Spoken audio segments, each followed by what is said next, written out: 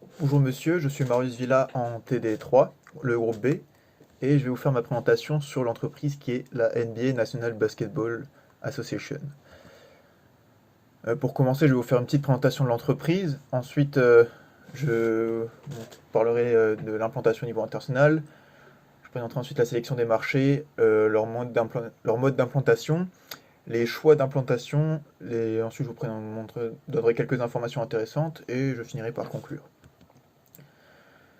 Donc pour la présentation, c'est une entreprise qui a été créée en 1946 et qui au départ s'appelait, qui est née de la fusion de la BAA, la Basketball Association of America, et ensuite elle est renommée NBA en 1949 avec sa fusion avec la NBL, donc National Basketball League. Il faut savoir que son siège social il est à New York, donc une grande ville avec beaucoup de grosses entreprises, que l'actuel commissioner, donc le président de la NBA, s'appelle Adam Silver. C'est une entreprise qui représente plus de 7,5 milliards de dollars de chiffre d'affaires en 2019, donc c'est une grosse entreprise. Et c'est le leader absolu dans son sport, dans son domaine, dans le basketball. Il n'y a aucune ligue qui rivalise ne serait-ce qu'un petit peu avec. Vous pouvez passer la diapo. Ensuite, pour l'analyse, j'ai décidé de faire un SWOT, où pour partir à l'étranger et à l'international, on peut voir qu'il y a plusieurs forces. Elle a une forte réputation, la NBA, donc que ce soit dans son implication avec différents problèmes sociaux, comme on a pu le voir rien que récemment avec le mouvement Black Lives Matter, donc tout ce genre de choses, la NBA est impliquée. Même en Afrique, elle essaye d'ouvrir des camps et faire des choses. C'est le leader dans son domaine, et d'assez loin. C'est les meilleurs aussi en termes de spectacle, et donc leurs produits, entre guillemets, si je peux dire, mais leurs joueurs sont les meilleurs. Ensuite, c'est une marque qui est présente dans le monde, je veux dire, c'est très connu, tout le monde connaît. Il y a une grande capacité d'adaptation en cas de problème, comme ils ont pu réussir avec le Covid cette année, ils ont réussi à bien s'adapter. Ils sont très présents sur les réseaux sociaux, c'était les premiers, et ils le sont plus que la plupart des autres ligues, et autres sports même.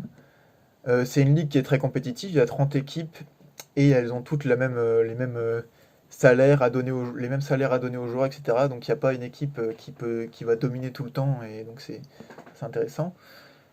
Et pour ce qui est de la médiatisation, il y a beaucoup de stars dans ce sport, donc ça médiatise plus les choses, et les images circulent plus.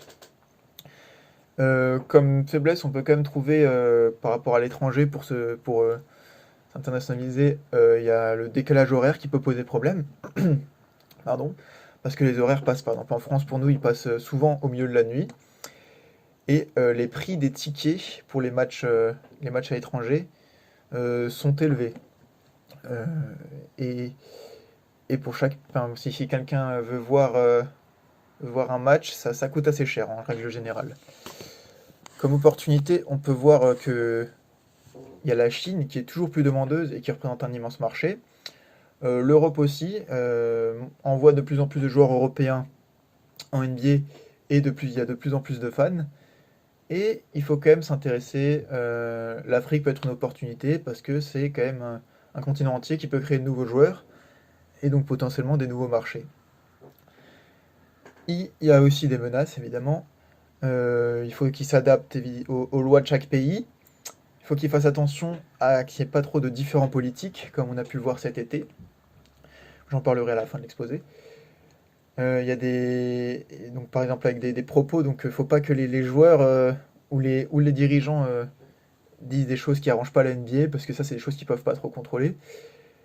Il y a de la concurrence quand même, même s'ils dominent le marché, il y a quand même des ligues de basket en Europe et partout dans le monde, comme par exemple l'Euroleague, qui est ce qui fonctionne le mieux en Europe. Et évidemment, il faut qu'ils puissent s'adapter et essayer de faire plus d'audience que tous les autres sports, rien que les autres sports américains, ou principalement en Europe, le football qui est le sport le plus populaire. Ensuite, vous pouvez passer la diapo. Pour l'implantation au niveau international, c'est une entreprise qui est implantée dans le monde entier. C'est-à-dire elle a des joueurs tout d'abord qui viennent du monde entier, de plus en plus de joueurs européens et de joueurs internationaux, comme on peut le voir sur le tableau dans la diapo. où vraiment de plus en plus, surtout ces 10 ou 20 dernières années, où a été multiplié par presque 3 le nombre de joueurs internationaux. Et donc ce qui fait que les gens s'intéressent plus à l'étranger à ce sport quand il y a des joueurs de leur pays qui jouent. Ils sont donc vraiment dans le monde entier. Ils sont beaucoup en Europe pour ce qui est de vendre leur League Pass, donc c'est-à-dire leur système d'abonnement pour pouvoir regarder tous les matchs à n'importe quelle heure. Il y a un système premium aussi pour avoir plusieurs écrans en simultané, un peu à la manière de Netflix. Ou alors ils peuvent vendre les droits télé pour que les chaînes passent, en fonction des pays, passent les matchs. Donc en Europe, ils sont présents, et en particulier en France, en Allemagne, en Angleterre, en Espagne. On verra pourquoi plus tard. Et aussi dans les pays de l'ex-Yougoslavie, en particulier là où il y a la Serbie et la Slovénie, ce sont des pays qui sont très portés sur le basket. Ensuite, ils sont bien implantés en Chine, et c'est un énorme marché, parce que, pour plusieurs raisons qu'on verra aussi plus tard. Euh, Ils s'adaptent aussi, ils ont pas mal d'audience en Argentine et en Mexique, dans toute l'Amérique du Sud, mais surtout ces deux pays, parce que c'est des pays qui sont assez proches, surtout le Mexique qui est un pays voisin. Il y a en Océanie aussi l'Australie qui possède pas mal quelques joueurs NBA où ça fonctionne pas mal. Et enfin, même en Afrique où ils essaient de développer des choses pour aider et qu'ils se fassent encore plus connaître. Vous pouvez changer la diapo. Ensuite, comment la NBA elle sélectionne ses marchés? Alors il faut savoir que la NBA elle est en adaptation constante, et elle flaire à chaque fois les marchés étrangers. Donc l'externalisation, pardon, elle a surtout démarré après 1992, pendant les Jeux Olympiques, où pour la première fois les joueurs NBA étaient autorisés à participer pour l'épreuve de basketball, et où il y a eu une équipe mythique maintenant dans le domaine, avec toutes les légendes NBA qui ont joué ensemble pour pouvoir gagner. Donc ça a eu un énorme impact médiatique, avec Michael Jordan qui en était le porte-étendard. Donc ça a été, donc d'abord là, ça s'est fait encore vraiment beaucoup connaître dans le monde, et pour s'implanter ailleurs, c'est ce qui a un énorme impact, c'est l'arrivée de joueurs stars internationaux dans les années 2000. Ça aussi, j'y reviendrai plus tard, avec Tony Parker, par exemple, pour la France.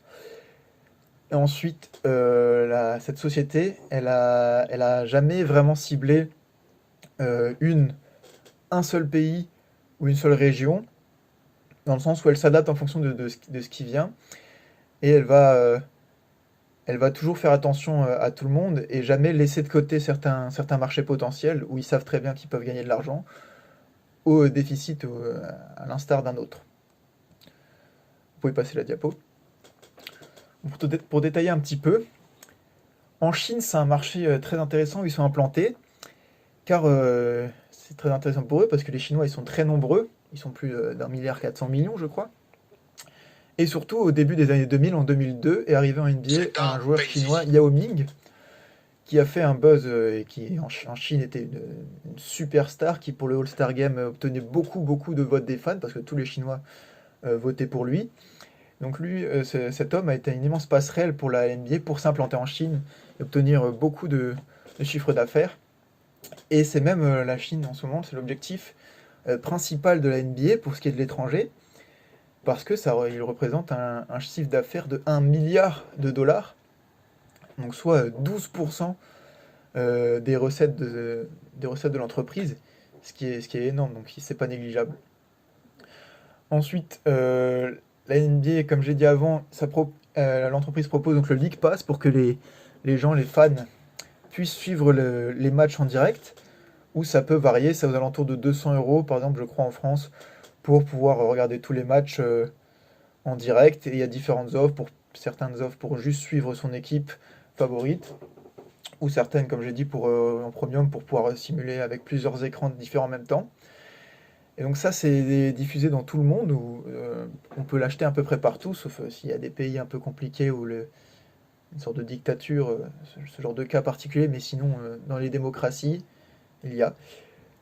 C'est en Europe, c'est très développé, parce que aussi, et ils s'attaquent à ce marché de plus en plus, parce qu'il y a beaucoup de bons joueurs, et on l'a vu dans le tableau avant, beaucoup beaucoup de joueurs deviennent de plus en plus de stars de NBA sont européennes et ça a démarré aussi dans les années 2000 avec, en Espagne avec un joueur qui s'appelle Pau Gasol et surtout l'exemple que tout le monde connaît, donc Tony Parker en France, qui a fait évidemment exploser la NBA dans notre pays parce que forcément quand il y a un joueur qui cartonne dans un sport, les gens de ce pays suivent à chaque fois. Ensuite, il faut savoir que la France, pardon, il faut savoir que la France, c'est le deuxième plus gros acheteur et consommateur de League Pass en Europe, juste après l'Angleterre. La NBA s'intéresse beaucoup à la France évidemment, et ça a un impact parce qu'ils font justement, ils ont fini par faire des matchs à l'étranger. Depuis 2011, ils faisaient un match par an de la saison régulière de NBA à Londres, donc un match officiel, ce qui a ramené beaucoup de gens, ce qui avait un buzz. Mais depuis l'année dernière, vu que l'Angleterre est quand même un pays moins hypé, moins friand de basket, l'année dernière a eu pour la première fois le Paris Game, donc un match NBA à Paris. Et là, ça a été extrêmement beaucoup médiatisé, donc ça a fait une immense pub. L'objectif était marketing évidemment. Et les places, pour 20 000 places, il y avait enfin, dans les alentours de 180 000 personnes qui s'étaient inscrites pour avoir les places, sachant qu'elles coûtaient, je crois, au minimum, en moyenne, 250 $, 250 euros en France, pardon. Donc tout ça, c'est des pays qui sont des marchés très prometteurs et intéressants pour la NBA. Ensuite, vous pouvez passer la diapo. Il s'intéresse aussi aux continents auxquels on pourrait penser le moins, aux pays où on pourrait penser le moins, par exemple en Afrique, même si c'est des pays qui ont moins d'argent, il y a quand même pas mal de pays en développement. Donc, ils ont décidé de créer en 2019 la NBA Africa League. Donc, ils ont fait une ligue spéciale en Afrique qui a malheureusement pas pu avoir lieu en 2020 à cause du coronavirus. Mais c'est une façon pour eux de pouvoir s'implanter donc, pour les Africains et éventuellement même les aider parce que ça fait qu'ils s'impliquent avec des mouvements éventuellement sociaux pour aider les personnes en difficulté, ce qui leur crée une bonne image. Évidemment, ça peut être, s'ils arrivent à trouver des nouveaux joueurs là-bas qui s'avèrent talentueux, ils peuvent ensuite aller en NBA normale et les habitants du pays d'où viennent les joueurs supporteront leurs joueurs et donc suivront la NBA, ça ferait des clients potentiels en plus. Ensuite, pour ce qui est de leur ordre d'implantation, il n'y a pas eu vraiment de plan et d'ordre chronologique, dans le sens où, comme j'ai dit avant, en 1992, il y a eu la Dream Team qui a fait des buzz, et après, c'est en fonction des joueurs qui arrivent, vu que c'est un sport, et donc qui peuvent faire le buzz, et qui vont faire s'intéresser aux gens de ce pays en NBA. Par exemple, il y a 2 ans a été drafté Luka Doncic, un jeune, un Slovène, et il s'est avéré que maintenant il est extrêmement doué au basket et c'est un des meilleurs joueurs du monde. Donc les chiffres en Slovénie, il y a eu beaucoup de fans, beaucoup de fans slovènes qui ont commencé à suivre plus la NBA avec plus d'assiduité et forcément qui achètent. Donc c'est d'ailleurs une partie très importante de la NBA pour leur chiffre d'affaires. Donc tout ce qui est le merchandising, donc l'achat de maillots, l'achat de chaussures, de plein de choses qui sont en rapport direct avec la NBA. Et donc là, ils gagnent de l'argent là-dessus. Vous pouvez passer la diapo. Ensuite, pour la manière dont ils sont implantés, ils font plusieurs actions. Ils n'ont pas pareil, ils n'ont pas vraiment de plan précis, vu qu'ils n'ont pas de filiale NBA en France ou filiale, peu importe, à Londres, en Australie, peu importe. Mais ils font quand même des choses pour qu'ils obtiennent des fans et donc des clients. Ils vont faire par exemple les NBA Saturday ou Sunday Night, c'est-à-dire qu'ils mettent des matchs plus tôt, donc aux États-Unis ça va se passer aux alentours de midi pour eux, pour que pour nous ce soit aux horaires européennes et qu'on puisse regarder les matchs sans que ce soit à 3 heures du matin et au milieu de la nuit, ce qui n'est pas forcément accessible. Donc ils rendent l'accessibilité aux matchs plus facile aux Européens par moment. Après, ils essaient toujours de faire des petits événements à l'étranger. En 2015, il y a eu le premier match, il y a un match d'exhibition pendant l'été à Johannesburg, en Afrique du Sud, où il y avait quelques joueurs NBA qui sont allés faire un match de charité, etc. Et ça plaît aux gens. Et ils ont ensuite créé le premier NBA Store en 2018 à Milan. Maintenant, il me semble qu'il y en a aussi un à Londres. Donc un magasin entier uniquement de produits NBA. Et ça, c'est quelque chose qui est aussi qui est très médiatisé, et les gens aiment beaucoup en général ce genre de magasin. Et donc, comme j'ai dit avant, ils se servent énormément de l'explosion et du talent de leurs joueurs, des joueurs qui jouent pour eux, pour s'implanter dans le pays des joueurs. Donc en Espagne avec Pau Gasol, en Allemagne avec Dirk Nowitzki, et en France avec Tony Parker. Évidemment, pour s'implanter, ils vendent aux chaînes de télévision les droits TV. Donc c'est aussi un immense marché, ça rapporte énormément d'argent, ça a plusieurs millions d'euros. Et en France, par exemple, c'est Beansport qui achète les droits à plusieurs millions d'euros chaque année pour pouvoir diffuser les matchs. Ensuite, il y a le marché chinois, comme j'ai déjà dit, qui rapporte plus de 100 millions de dollars de bénéfices par an, ce qui est énorme encore une fois à la NBA, et évidemment qui vont s'intéresser de plus en plus à la Chine. Ensuite, ils ont évidemment pour s'implanter, leur mode d'implantation, là où ils ont été le meilleur, c'est qu'ils sont très présents sur les réseaux sociaux. C'est les premiers à être aussi actifs dessus, ça a été les premiers, les plus innovateurs. Euh, et ils investissent pas énormément dans les pubs à proprement parler. Il n'y a pas vraiment de pub pour la NBA à la télé, même pour le NBA League Pass. Mais par contre, même si ça coûte assez cher, ils vendent, ils font beaucoup circuler et diffusent des images gratuites, que ce soit des résumés ou les meilleures actions, etc., qui diffusent à travers les réseaux sociaux. Donc ça, les gens en parlent beaucoup. Et ça, c'est la meilleure moyen le moyen qu'ils ont trouvé de faire leur meilleure communication possible. Donc forcément, ça marche bien.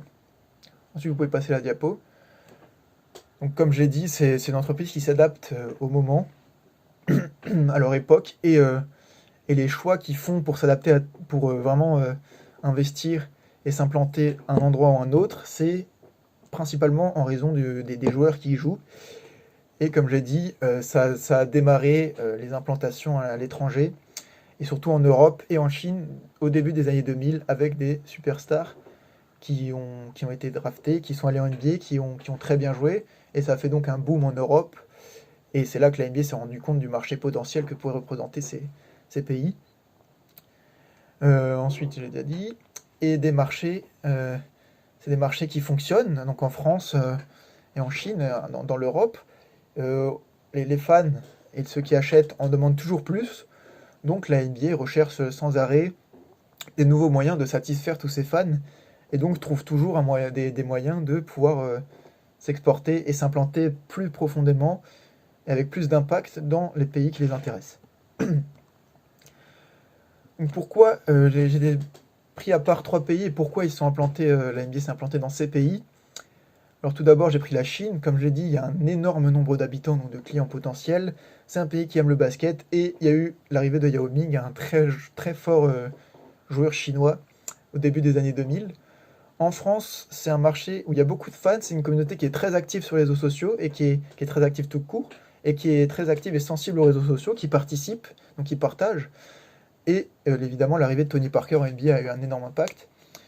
Et le marché, un peu différent, les raisons du Mexique, parce que ça représente environ 20 millions de clients potentiels, d'après des études, donc c'est quand même intéressant pour eux. Et surtout, c'est directement voisin et frontalier avec la NBA, avec le Texas. Donc y a pas de décalage, ça facilite certaines choses, comme il n'y a pas de décalage horaire, c'est plus facile pour diffuser. Et il y a déjà actuellement ils font aussi des matchs au Mexique de joueurs d'équipes justement plus du Texas. Et ça s'implante bien au Mexique. Et les Mexicains peuvent s'identifier plus entre guillemets à la NBA. Et voilà. Vous pouvez passer ensuite de nouveau à la diaporama. Ensuite, pour commencer à terminer, il y a quelques informations qui sont intéressantes pour ce qui est et qui jouent sur leur implantation. C'est-à-dire que sans la NBA, sans la Covid-19, la NBA elle aurait continué les matchs à Paris. Ce qu'ils avaient prévu, c'est d'en remettre un en 2021. Oui, c'est ça. Parce que ça avait extrêmement bien fonctionné, ça avait été rentable, et médiatiquement, ça avait cartonné.